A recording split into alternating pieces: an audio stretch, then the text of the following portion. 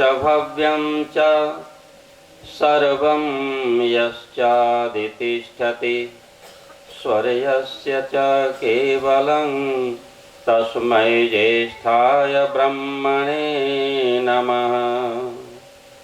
यतो यतः समीहसे ततो नो अभयं कुरु षण्णः कुरु प्रजाभ्यो अभयं नः पशुभ्यः।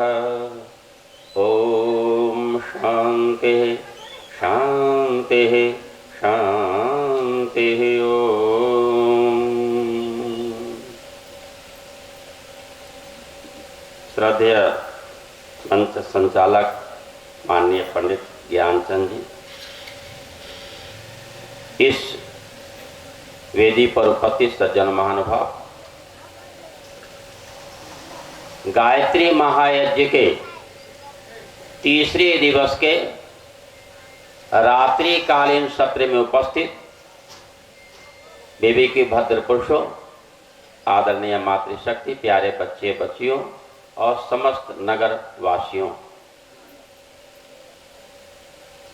ज्ञान यज्ञ के अंतर्गत सत्संग की ये तीसरे दिवस की अंतिम कड़ी चल रही है।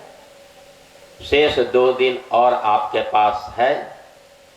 2 दिनों तक जो अमृत वर्षा होगी उसका लाभ आप उठाएंगे। अभी अभी जो चर्चा चल रही थी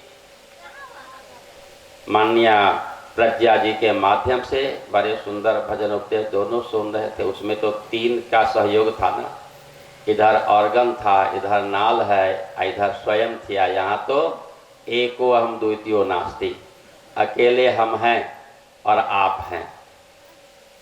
लेकिन